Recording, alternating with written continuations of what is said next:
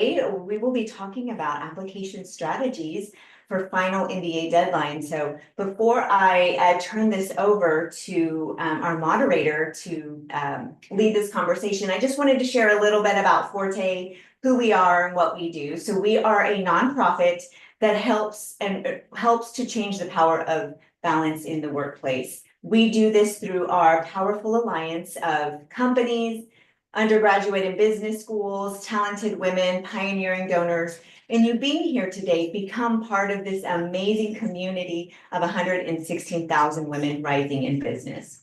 So what do? We help women to realize what's possible for their career, for their future, for their bank account. And we do this by helping to accelerate their career. So we provide an infrastructure of business education, role models, professional networks, leadership trainings, content webinars, such as the one you're going to be watching today, as well as MBA prep programming. We also understand that an MBA can be a huge financial lift. And so we want to help to make that gaining an MBA a financial reality. So through the help of our Forté MBA partners, we're able to offer the Forté Fellowship, which are merit-based scholarships awarded through the schools. And so we all work together to help women to explore what's possible for them in business. Like I said, we could not do the work that we do today without our Forté MBA partners. Here is a list of them. If you'd like to learn more about any of these schools, please go to our website, fortefoundation.org, and feel free to click on any of them and read more about the programming that they offer. We'd also like to invite you to some free MBA prep virtual events that are coming up. We're going to be closing out April with our Explore MBA programs for working professionals, and then jumping right into May with the transformative power of an MBA webinar, followed by an Explore European and UK MBA programs. These events, like today, are free, and you can either go to our website and register or scan the QR code. If you are looking to apply to business school here in the next couple of months, so you're looking at like a fall application, you're wanting to go for round 1, 2, we definitely recommend to look into the Forté MBA Launch on Demand program. It is a complete asynchronous at your own pace program, and it helps to just provide a clear path to navigate the MBA application process so that you can build your best application. The first enrollment deadline is April 30th. If you have any questions, please feel free to reach out to us at premba@fortefoundation.org. Once again, we could not bring the content that we bring to you today without the help of our partner schools, but especially our sponsors. So thank you so much to Simon Business School, Carlson School of Management, and University of Michigan Ross for sponsoring today's webinar. Like I said, if you have any questions about kind of the content you saw today or future events, please reach out to us at premba@fortefoundation.org.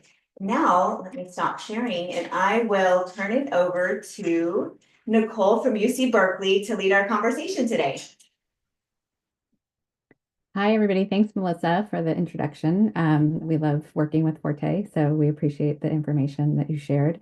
Hi, everybody. My name is Nicole Faraday. I am Senior Associate Director for our full-time MBA program and the admissions team at UC Berkeley Haas. And I'm going to ask our other panelists that we have here today to introduce themselves and let us know what school they are coming from and representing. Amber, you want to start?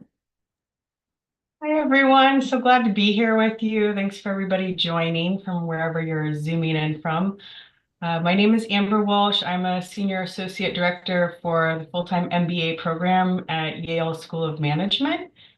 I'm also a graduate of the program, so very much empathize with all of you all like starting this journey and know that it can be daunting, and really happy to be here and support you through the process.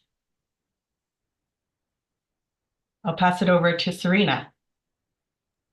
Awesome. Thank you. Hi, everyone. My name is Serena Carr-Humphrey. I'm one of the Associate Directors of Recruiting for both our MBA and MS programs here at Carlson School of Management, which is a part of the University of Minnesota. And just echoing kind of what my colleagues have said, thrilled to be here on the call, but just excited to be a part of your journey, whether you're just starting out your school search or you've been thinking about it for a while. Hopefully you'll pick up some tips and tricks with this session. Hi, everyone. My name is Nicole Gusky. I'm an Associate Director of Admissions at Simon Business School at the University of Rochester. I primarily work closest with our full-time MBA candidates, but do help support all of our programs. As well, I do serve as a Forté liaison between our graduate program and Forté, the organization. So I'm really excited to be on this panel and connecting with you all. Thank you for those intros. So we are going to do a lot of kind of talking about different tips and advice on how to go about your MBA application. We are going to, I'm going to be asking some of our panelists some questions.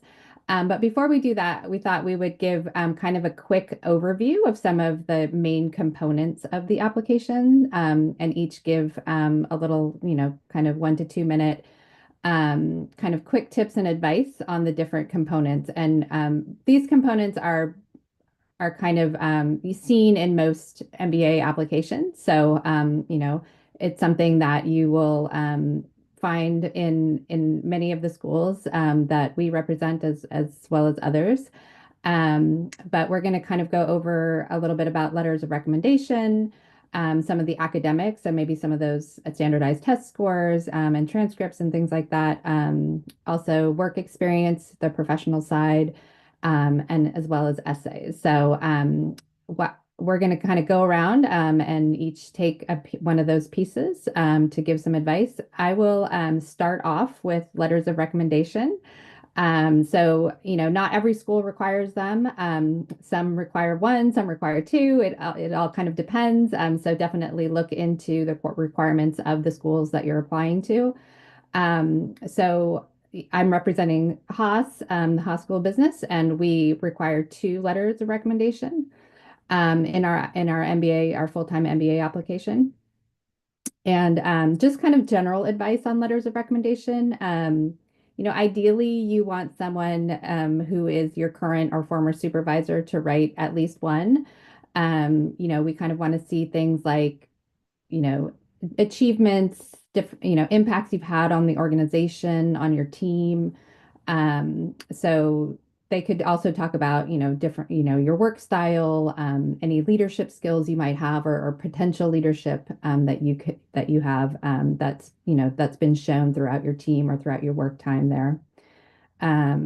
It's someone who is really been supervising your work, but most importantly is someone who really knows you. So it's less about their title that matters in the the letter writer, and more about, really how well do they know you and how well can they speak to your abilities and your skills.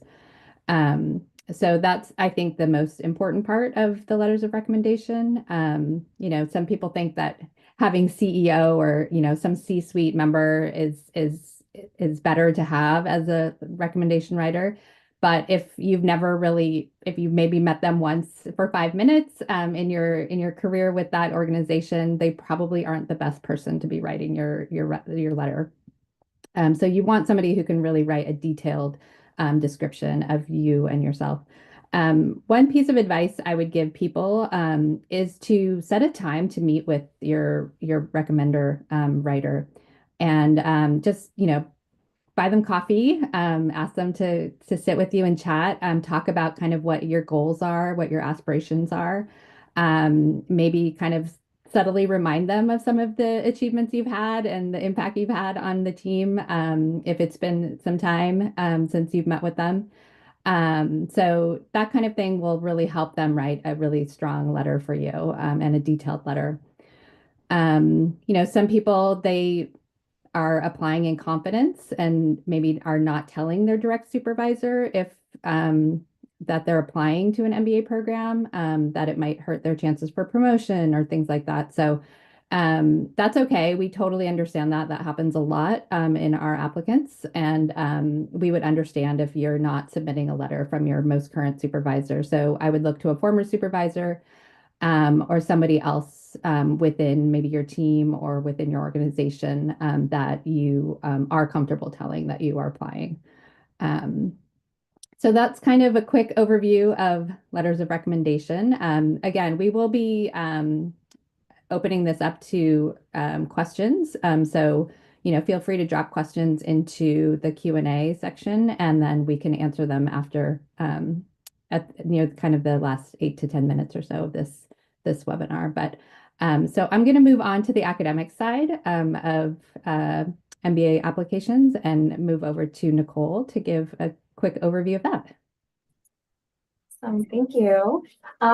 So yes, I've been asked to talk about the standardized test score and GPAs, which are two areas of the application which probably cause a lot of anxiety for some candidates. And my hope is that after today's discussion, your anxiety has eased up a little. I guess the first point that I do want to make on this topic is that your standardized test score, your GPA, these are merely two components of your application. It does not make or break a candidate. So when admissions committees are reviewing applications, we are truly looking holistically at all of your application components when determining your admission and scholarship potential to a program. So rest assured that if you're not feeling too great about these two areas, it's not going to make or break you. And there's so many other areas of the application that you can really focus in on and make sure it's a strong part of your application. So really, why do schools ask for transcripts? Why do we ask for standardized test scores? This is our way of assessing what have your experiences been with quantitative coursework. What are your skills in quant as well as analytics? It also helps us determine how you can, if you'd be able to handle the rigor essentially of the program in which you're applying to. At the end of the day, all of the schools, we want to admit candidates that will succeed and have a positive experience. So we really want to make sure that you are coming into the program with a solid footing when it comes to quant, analytics, etc. So as you're researching schools and embarking on this journey, firstly, I would see what are schools' criteria for standardized test scores? Do they have waivers? Is it test optional? So first determine that and do your research. Many schools accept the GMAT, the GRE, as well as the executive assessment. So once you narrow down your list, look at the schools to help determine, all right, what exam might you want to take? I'd also consider what your goals might be for after business school as well, because oftentimes there are careers that will ask for a standardized test score as part of their job application process. I know that sounds crazy, and especially this early on where you're like, oh, geez, I don't know really what I want to do. I'm not set in stone what my career goals are. That's okay. But if you think you might be erring towards a financial type role like IB or maybe certain areas of consultancy, do a little research to see what do these jobs require. And if they require a standardized test score, make sure you're kind of planning accordingly because you might want to consider taking a test score as part of your business school application. In addition to your test score, we do look at your transcripts, so your undergraduate transcripts, as well as maybe a graduate transcript. Maybe you might already have, say, a specialized master's in a different area. And again, we look at kind of the performance that you've had. Did you take quantitative coursework? If so, how well did you do? We try to see too if there's been any patterns within your academic history. Maybe there was a semester where you struggled a little academically. That's okay. I would definitely leverage the optional essay, which is oftentimes available in applications, to kind of explain maybe what was going on at that point in time where you struggled academically. And of course, leverage that optional essay too if there's anything else you'd want to address for the admissions committee when it comes to your standardized test score as well.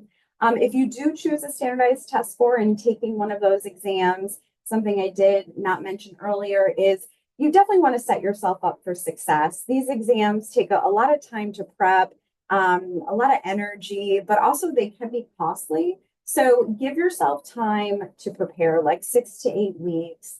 And of course, you can always retake a test over again if you wish, but it's definitely a little concerning if you're taking a test maybe several times, like 4, 5, 6 times. So once again, try to set yourself up for success and prepare accordingly. Great. Thank you, Nicole, for that, for those helpful hints and tips. So we're going to move on to Serena, who's going to talk about work experience. Awesome. So as Nicole mentioned, there's so many different components of the application. And I would say probably all of us on this call, we take a holistic approach to admission. But I think the professional section is one of those sections that you really do have some control over, or you get to tell us your story. At Carlson, and I would say probably a majority of programs do look for some work experience when moving into the MBA, because it's a career tool. So you really want to think about this degree as a vessel to help you get from point A to point B in your career. Whether you're looking to accelerate or pivot into something new, your professional experience really tells us a story on who you are. So as you think about work experience, as you think about your resume, certainly we want to get to know who you are. We want to see that career progression. We want to see, key initiatives that you've been a part of, some of those success stories that you have within the workplace. But I also think it's important to call out that at times one might think career progression as far as, oh, I've had multiple titles or I've had different employers. But I think it's important to call out some of those non-traditional styles of leadership that you can feature in your resume as well. So have you, started an ERG? Have you taken on certain initiatives? Your resume is really where you can start to highlight some of those career success stories that may not necessarily be a promotion, but there's other ways that you can kind of leverage that within the resume. Additionally, I would say we love to see collaboration. So, how do you work in teams? What types of team projects have you been on?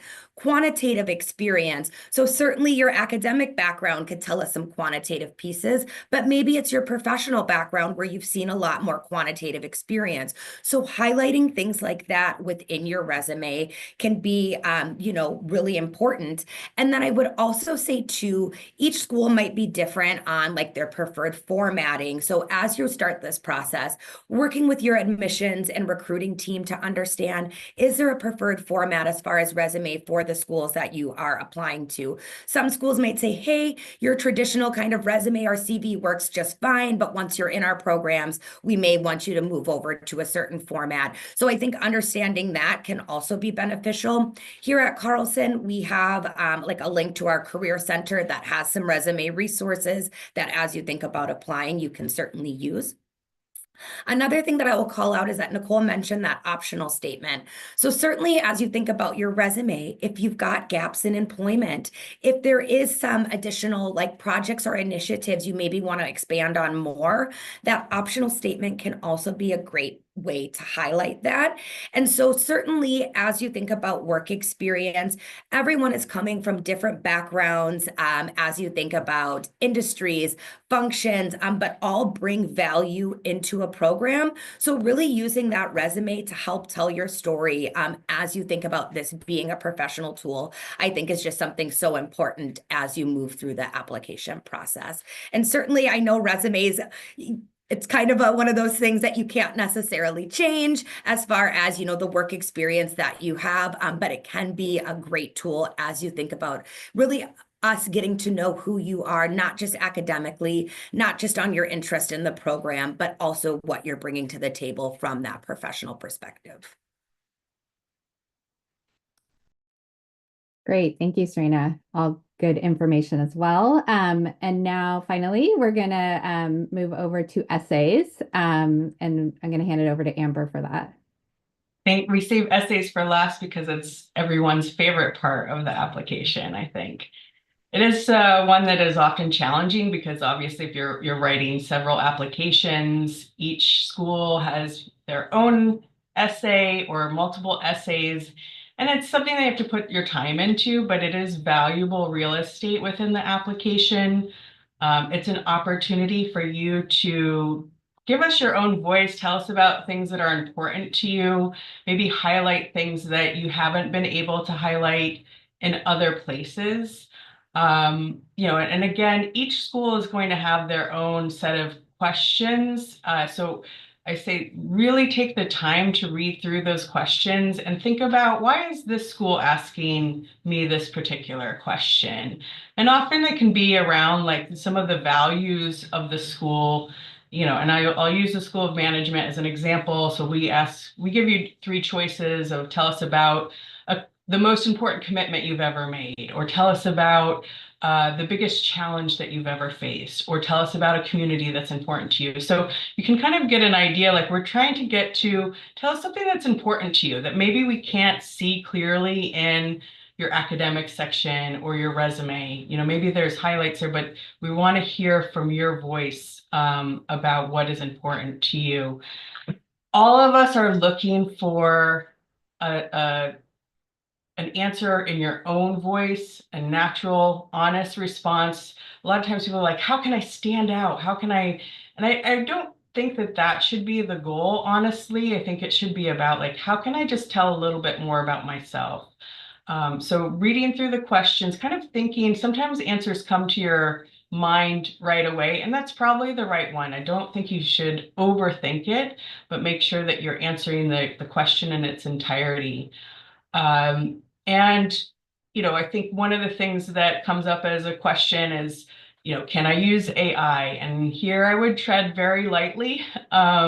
Make sure that you are reading the policies for schools, because schools do have different policies about whether you can use AI at any point in the application. Obviously, again, we're not looking for pros, we're looking for your voice. So, taking the time to draft that out and maybe having another human review that for any kind of errors. And, a tip you will often hear is have someone read your essay and have them guess what the prompt was. And that will help you see, did I really answer the question that was posed to me? Please do not try to fit your essay for one school into another, because we are sensitive about that. We really love, as an admissions officer, I love reading your essays. They're all different. And I love that about getting to know you a little bit more. So don't try to force it. Also, don't feel that you have to tell us what you think we want to hear. Just really be straightforward in your responses. And, take your time and put it out there, but also don't stress too much about the essay. Great advice, Amber. Thank you. So I'm going to move on to some questions for our panelists. I know this webinar was kind of designed for some people that are possibly applying in some of the later rounds for this cycle. And I know that Haas and Yale SOM do not have any more application deadlines left for this cycle for their full-time programs. Haas does have our Accelerated Access program, which the deadline is coming up in about 10 days or so. That's our deferred admission program. However, both Simon and Carlson both have admission deadlines still coming up. So I'm going to have Nicole and Serena answer this first question about what is the potential timeline for candidates who are applying to some of these later rounds? Nicole, why don't you start? Yeah, so, for instance, Simon, we do have our last application deadline on May 1st. This is not only for domestic applicants, but also international applicants as well. And I'd say that, there's lots of admission and scholarship opportunity available, even in our later rounds. I mean, there's a reason why we have later rounds. So there is lots of opportunity remaining. But it's a quick turnaround time for sure. So if you were targeting an application deadline for this year, it would be very quick turnaround in terms of submitting your application, conducting an admissions interview, which is required here, And then, depending on your admissions offer, then moving forward with next steps. And it's particularly fast paced, especially for our international students who have to go through the visa I-20 process. But we all have a very fluid system here, so we can certainly accommodate. With that said, definitely don't rush. If you're thinking like, you know what, I still don't have some materials in place, maybe you haven't taken a standardized test and that's something that you wish to do, rest assured that there is always next year, and before you know it, that is going to soon be approaching. And so typically, look at your schools that you're targeting, look at their application deadlines, but oftentimes applications are opening as early as this summer. So rest assured that there's always next year too, because you certainly don't want to rush the application process. You definitely want to put your best foot forward. And just kind of piggybacking off of Nicole. So yes, here at Carlson, we've got one more round for full-time and our STEM designated management science MBA coming up June 1st.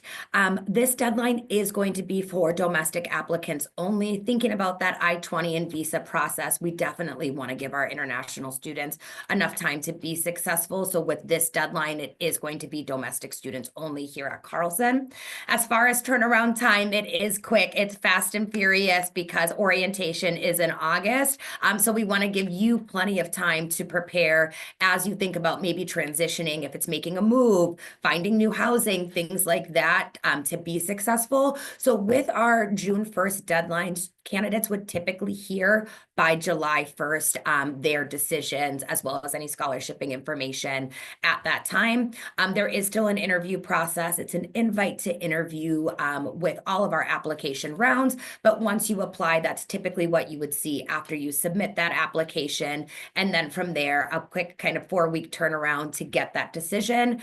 Similar to Simon, we still have spots available. There are still scholarshiping opportunities. There's a reason why we have this final deadline. But also, you're right. You want to take your time. You want to put forth a quality and competitive application. But I think there's some students that know, or maybe are in certain circumstances that, hey, you know what, fall 2025 is what I want to do. And so there's definitely still time. But if you have some room and you're like, oh, I'm not quite sure, maybe I could do 2026. You can take your time and really figure out what works best for you. But it is kind of that end deadlines. It's quick, it's fast and furious, but it does put you in a position to get started here in fall of 2025. Thank you, Serena and Nicole. Amber, I know that Yale doesn't have any application deadlines left for this cycle, but for future cycles, any advice for kind of the later rounds? Yeah, and just to concur, people often ask, do I need to explain why I'm applying in a later round, or do I have the same chance of getting in? For us, it's exactly the same chances of admission. We all model around the different application timeframes, and there's a million reasons why you might be applying later. Again, we want you to apply when you feel that you're ready and you can put forth your best application. So I think that's one of the beautiful things about an MBA is that you have this huge window in which you can apply for this program. You can apply for deferral programs or early access programs with zero work experience, all the way up to many, many years of work experience. So don't feel rushed in that process, and also don't feel like, oh, I have to somehow give an explanation for this later round. So, feel confident in that, know that you will have an equal chance of getting into these programs.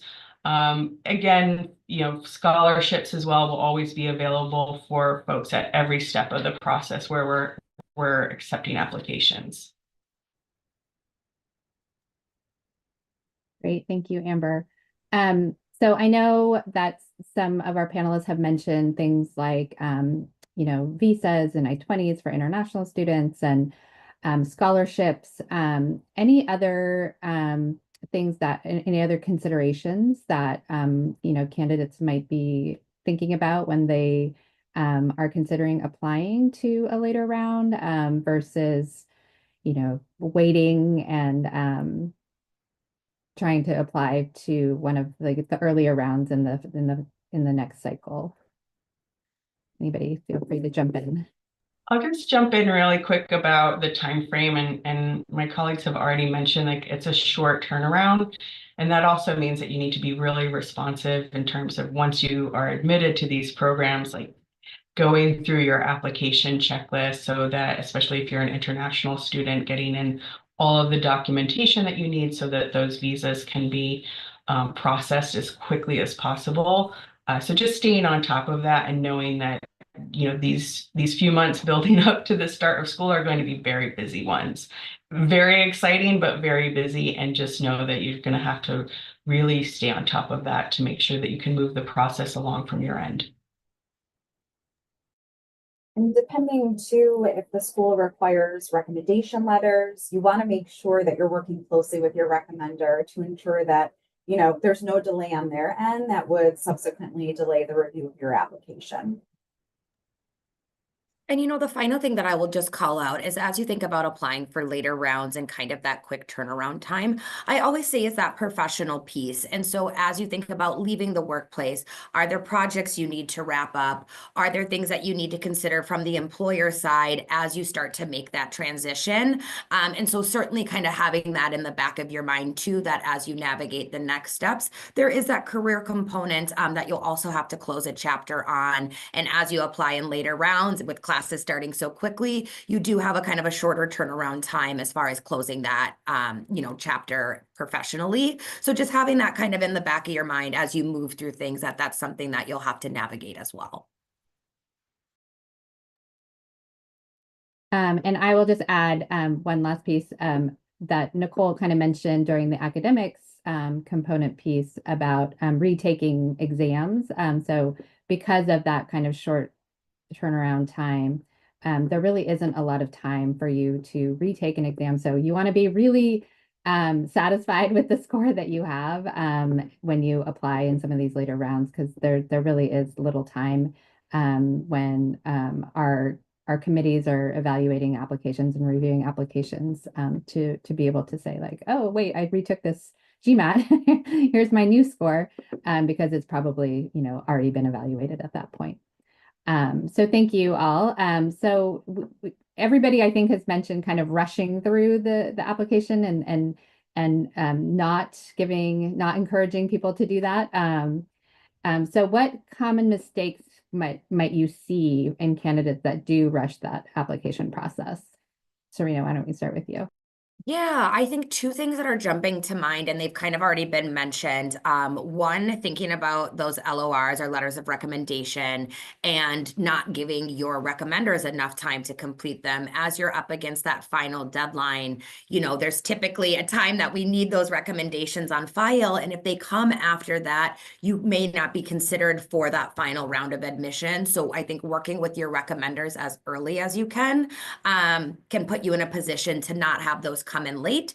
And then finally, Amber had mentioned this as we think about the essay portion, is that at times you might want to repurpose something or kind of slap some things together, but we can always tell there might be that slip up of you didn't change a school name or the question doesn't even align with that current application. So making sure to read those prompts, understand what school is requiring what, and really putting forth a well thought out response in the personal statements or essays, I think is another mistake I typically see in these later rounds. And just to add on to what Serena had mentioned, I think proofreading all of your application materials, even beyond your application essays, is very critical and very important. I feel like I've seen some candidates maybe rush through the application, press submit, but lo and behold, there might be like a misspelling on the resume.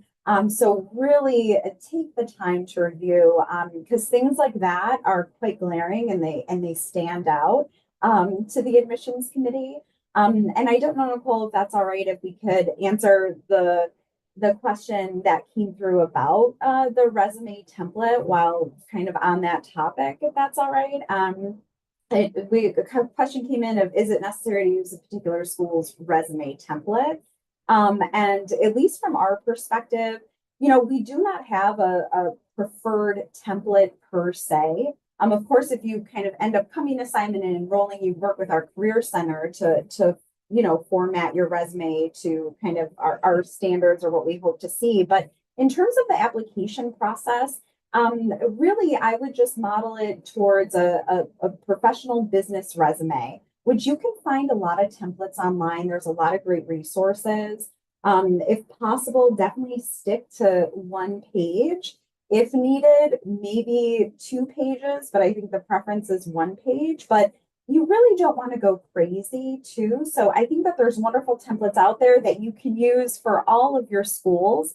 Of course, if there are some things that you did want to maybe call out a little bit more for one school versus another, you can certainly maybe rearrange information on your resume or elevate certain content. But I wouldn't go crazy for the purposes of applying. My quick tip on this is to try to trick yourself into having an artificial deadline the day before. So like if you're gonna rush, like be like, this is my deadline, 24 hours in advance so that you can sleep on it. And then, as Nicole mentioned, just do a last read through to catch any of those typos, anything else that will kind of, settle in your mind over the while you sleep or the next morning. But yeah, try not to do. I see so many messages of panicked applicants, and I've been in that place too, so I don't want that for any of you. So try to kind of plan for completing the application at least a day in advance, and then giving yourself just a little bit more time to sleep on it and review again. All great advice. So just a reminder that if you do have questions, please feel free to drop them in the Q&A, and then we'll get to them.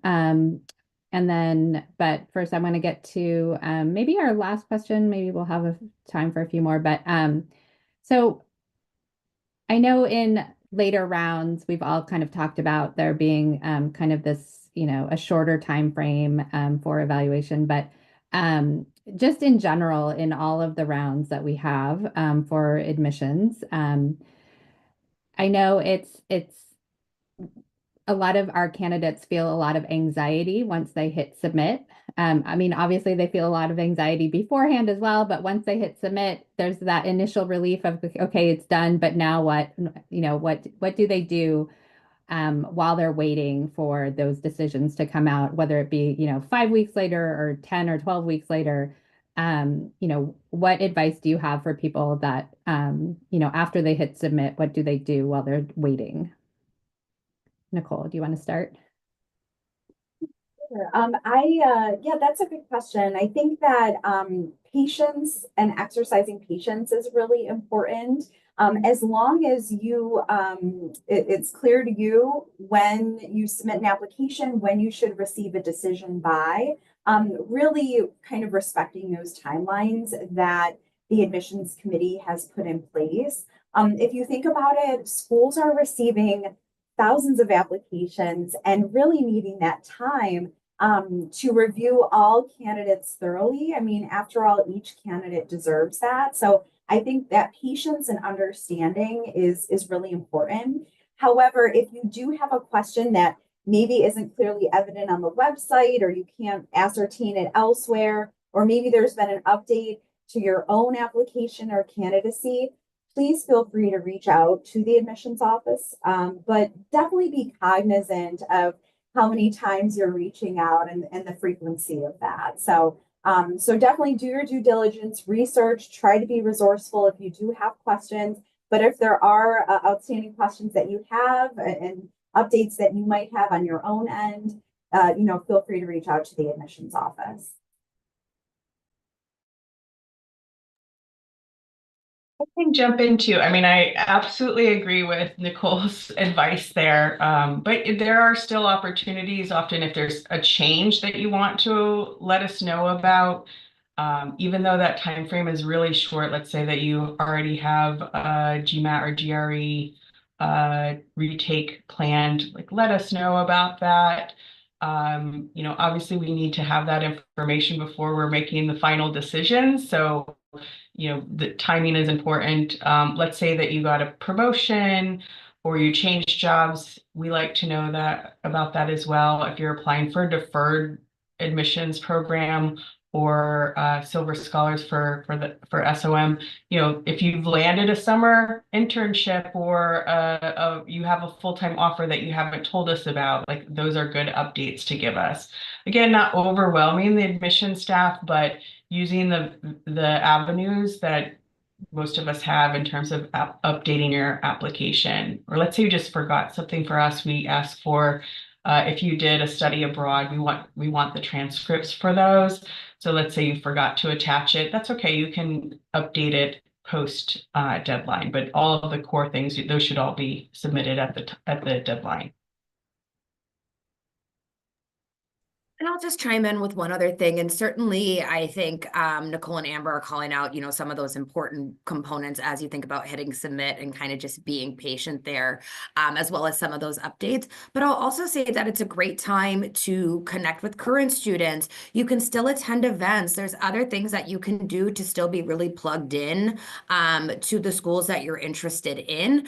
So there also might be time for that. But then I also say this is your time to just enjoy. You've put forward a lot of hard work with building that application, meeting those deadlines, getting things done, that you might just want to take a breath and just enjoy the work that you've put forward. And I know it's easier said than done, but that can also be really beneficial, because if you get that admit or that decision that you're looking for, there's another kind of bit that starts to come, and it then kind of turns into, all of these things leading up to the program. So I always say, take a minute, just enjoy, be proud of yourself, what you've already done, because next thing you know, there's more things to come and time just flies. So I'll end with that. Yeah, great. All great points. And I will just add, I know some people kind of create like a different email address to use to apply for their different MBA programs. Just to remember to check that email address because the schools will be reaching out to you if there is something missing or if we do need more information. And so you do want to respond in a timely manner and not, several weeks later. But there's that. And then also just wanted to add that it's a good time to perhaps visit some of the schools that you applied to if you can, if you have that capacity, because, once, decisions come out and, if you have several, acceptances, you may not have a lot of time to visit all of those schools at that point. So, a lot of their schools have kind of visitation programs that are happening throughout the year. So it's a good time to, perhaps visit some of the schools and like Serena said, meet some of the current students and just understand the culture of the community that you're applying to. So I think we're going to jump to some questions. So if any of you do have questions, again, feel free to drop them in the Q&A. There is one that hopefully I can have our panelists chime in on, but one of the questions is, how can a waitlisted student increase their chances for acceptance? So throughout any of the rounds, I'm sure we all have kind of a waitlist status decision that comes out. And if anybody can speak to that. Amber, I saw you kind of nod your head, so maybe you. Yeah, I've managed the waitlist for SOM for a while, so definitely can weigh in on this. And I know that it can be really challenging to be on the waitlist, but I just want to say upfront that if you are on a waitlist or you get a waitlist decision, that is a really positive indicator. I know it's not the decision that maybe you were hoping for, but it is an indicator that the school is really interested in you. There's something about your profile that we're really excited about. Sometimes it's a matter of just waiting, like you're perfectly admissible. It's just waiting to see if we're able to admit you into that class. And sometimes there's things that you can do to improve your application. Some schools will offer feedback on the waitlist. We do at the School of Management. Other schools are maybe not able to, but maybe offer a webinar. So keep an eye on those things because they can tell you And I think a lot of times you know what the weakness is in your application. So, kind of thinking proactively, maybe my score is not as high as I'd like it to be. So, signing up for a retake, or maybe I'm very early in my career. Maybe I need to get another letter of support from another supervisor, or have them talk about a new project that I'm working on. So again, like I mentioned before, keeping update on progress, but also being patient. I think the one challenge that I'll just add for round 3 waitlist is that I think it's especially challenging because it can be kind of a rolling basis. And I know, for example, last year we were admitting people off the waitlist 2 weeks before school starts. Not everybody has the appetite for that, and that is okay as well. So also be in communication with the school of like, I have to make a decision, or I'm not going to be, I'm not able to wait until the last minute. Give us a deadline as well. You are fully able to do that. And maybe if you don't, even if you're on the wait list and you can't stay until the end, you can always reapply. And we really encourage that as well, that we look very favorably on folks that are reapplying to our schools. So hopefully that's helpful.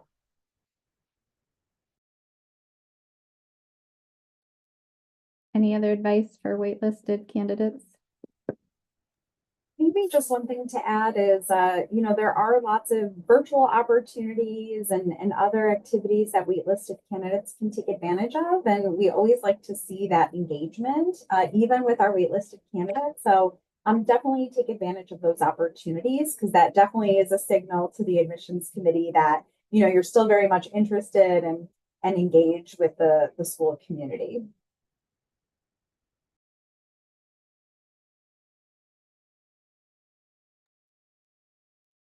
All great advice. I'm just going to echo what Amber said about patience, and how much we appreciate that patience, being on the committee side. We know how anxious people are to be put on the wait list.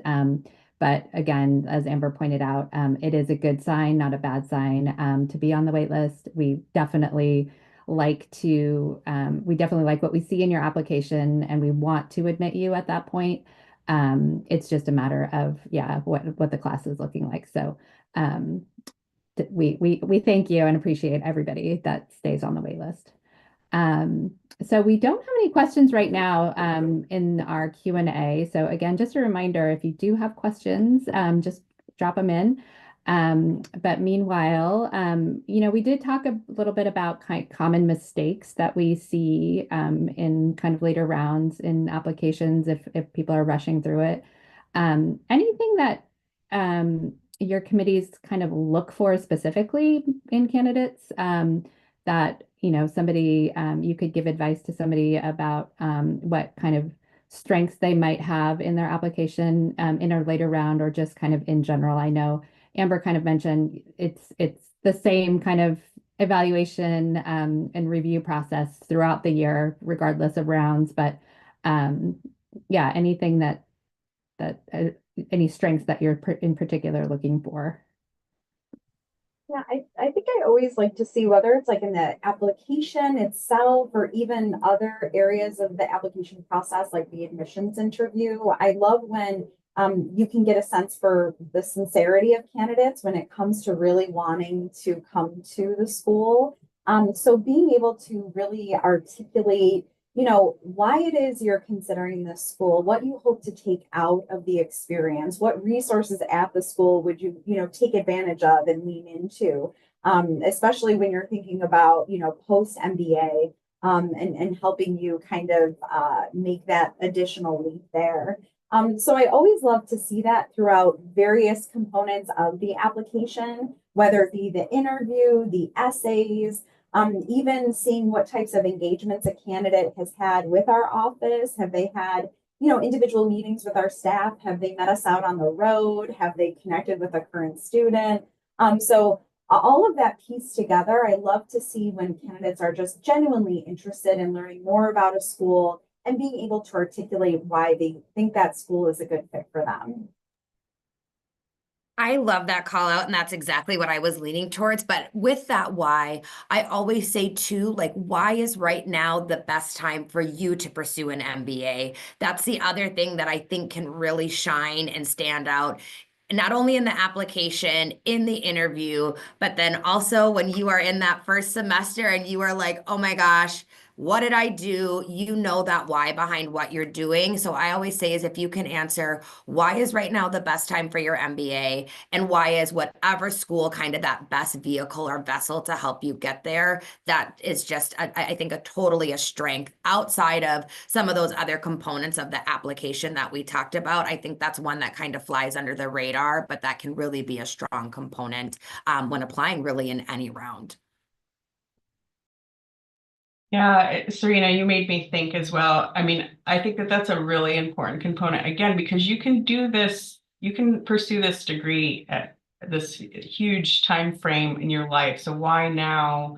How is it going to support you and where you want to go? And one of the things I think is the best about MBA admissions is that all of you are coming from different backgrounds and you want to go into different spaces. And it's really exciting for us to read about that. We're not comparing you to one another in that sense. We're really looking at you as an individual to tell us your journey. Like, here's where I've been, here's what I've learned along the way, and here's where I want to go and why the MBA fits into that. And I think that kind of giving us that kind of time frame or storyline really helps us get excited about you as a candidate, and just stay confident in who you are. I think people get caught up in like comparing with other people that are applying, like, oh, that person just has that, quote unquote traditional background and they've done all of these amazing things, but stay confident in what you have done and what you want to do. Because again, the profiles that you see on our websites and things like that, that's not a real person. Everybody has like variations in there, and and that's really great, and that's the diversity that we want in the class. So and just building on that, if you haven't been doing it already, or you've submitted and you're getting ready to start an MBA program, keep having conversations with as many people as you can about what you want to do, whether it's current students or alumni or people that you work with that are doing exciting things, because the more that you've processed and thought about what you might like to do, the more that's going to help you once you start the program, and you will be inundated with opportunities and exciting new knowledge. So doing all of that homework and continuing to make those connections before you show up on campus is really going to pay off. Again, all really great advice and tips. So we have one more question. So somebody's asking, can a candidate submit any additional documents or essays if they're not considered for merit-based scholarships to possibly make their profile stronger, especially compared to some of the applicants the schools have gotten from previous rounds? I can go ahead and start. With Carlson, all of our candidates are going to be automatically considered for our merit-based scholarships at the time of admission. Certainly, as you think about your application, there might be like additional components such as like the optional essay that you might add a little bit more detail. But I would say, really just sticking to what is required. And just like I said, like answering those questions in their entirety. Those are the things that I think really strengthen an application, but then also calling out some of those little tips and tidbits that we just talked about, whether that's knowing the why or doing that research on a program. And I'm definitely open to additional feedback, but I don't necessarily know if there's additional documents that you can provide outside of what is required besides that optional statement as you think about, scholarships and other considerations. But I would say, if there's outside organizations that have scholarshiping opportunities, certainly you can explore those if there's different professional groups that you belong to, community groups that have scholarships. Those are just some things that you could also explore as you think about bringing some funds into a program outside of merit-based scholarships. And I think too, it's definitely worth exploring. I mean, scholarship, typically schools are going out with their strongest offer at the time of admission, and especially if you've indicated interest in being considered for scholarship.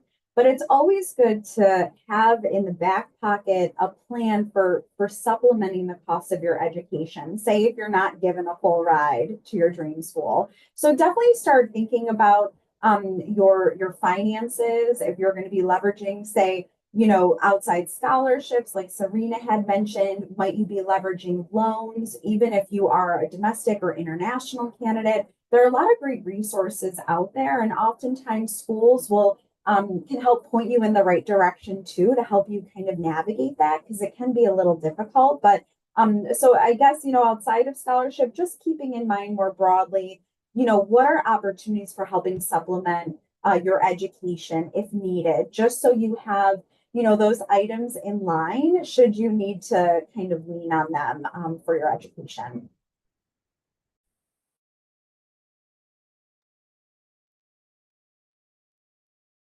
All right. So thank you for that advice again. Really helpful to anybody who's looking to get any kind of scholarships or funding assistance while they're looking to apply to their MBA programs. So I think we're just about at time. And I just want to thank my colleagues, Amber, Nicole, and Serena, for giving their time on this panel. Really, really, really helpful advice. And hopefully it was all helpful to all of you listening. Whether you're applying this round or in the future rounds, I think it's all really relevant to all of our MBA applications, and hopefully it's helpful to you. But I'm going to hand it back to Melissa. Oh, so you're on Thank you mute. so much. Sorry, I was on mute. Thank you so much to all of our moderator and our panelists for such an engaging and insightful webinar today. Like I said, attendees, if you have any questions about any of the programming that you saw today or future programming, please don't hesitate to reach out to us at premba@fortefoundation.org. And thank you again so much for spending your lunch hour with us. So I hope everyone enjoys the rest of their afternoon and the rest of their week. Bye-bye.